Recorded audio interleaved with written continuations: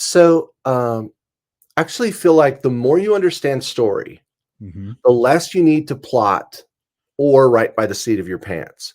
Okay. So I actually really look at what I write as organic writing. So when I sit down to write, no, I don't know what the scene will be. I don't know how a book will. I've never started a book where I know how it will end. So I'm certainly sitting down thinking, okay, um, this scene is important, but the scene cannot happen in a way that people expect. And it cannot happen in a way that's ludicrous and unbelievable. So as I'm writing, I'm constantly asking myself these questions like, okay, what would be what would be believable for this character to do? How can I escalate the tension? What promises have I made that I have not yet kept? And have I included a pivot? So if I find a scene, there's no pivot. It's just predictable or it's just ludicrous. Obviously, still need to work on that scene. And then once you understand story, you understand the movement of story, the escalation of a story. Um, you don't need to sit down and say, okay, 20% of the way in, I have to add subplot B or whatever it is like that. Um, because the story will begin to emerge as you respond to it. So I think receptivity as you write is more important than trying to outline something before you write. Ray Bradbury had a great quote where he said, and again, I'm doing this off the top of my head, so you'll have to forgive me Sure. if it's not exactly correct, but he said, plot is no more than the footprints left in the sand after your characters have run by on their, I think he said, amazing adventures. It does not precede action. It is the result. It is the track that remains when an action is through. So the whole idea of plotting out a story before you write it is going about telling a story exactly what? Backwards. Backwards. Because plot is what you have in the wake of what you've written.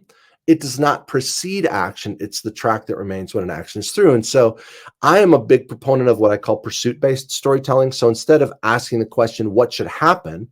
I ask, what do they desire? And instead of asking, what should this character do? I like, how should they respond? And instead of asking, what does the ending require? I always ask, what does the moment require? So I'm really focused on making sure that at moment by moment, your character is acting in a way that's in concert with who they are. And so sometimes when I find people that want to plot or outline a story beforehand, you'll find a character acting in ways that don't exactly make sense in that moment. Like you'll read it or you'll see a movie or something. You're like, why would they say that? That doesn't seem like them. And then the next scene comes, you're like, oh, I get it. He was trying to get them to move into this direction. For this thing to happen that they had planned out beforehand. So I never want that. I want every moment for readers to be like, okay, that totally makes sense. I didn't see that coming. I wonder where this is going to go. So I think that I would say I don't plot anything out, but that doesn't mean that I don't write without an understanding of story or genre. So let's say I'm writing a crime novel. Well, there's going to be a crime, right? There's going to be some sort of villain that does some sort of dastardly deed early on, perhaps in the prologue or the first chapter. Then you're going to have a detective who, looks at clues, looks for things, notices what no one else notices. You'll have twists and turns. The red herrings will show up as he tries to figure out, where the villain, who the villain is. You're going to have, surprises along the way, maybe a love interest subplot sort of thing. And then you'll have a climax in which justice is either meted out or postponed. So very often there will be encounters between the villain and the hero in the middle of the story. None of this is me trying to force something to happen within a story. It's just understanding the conventions of that genre. So no matter what genre I'm writing, I think it's important to understand story, but also conventions so that you meet those without drifting into cliches. So yeah, you see my office is here behind me, and I kind of have this sign up that says, always give readers what they want or something better.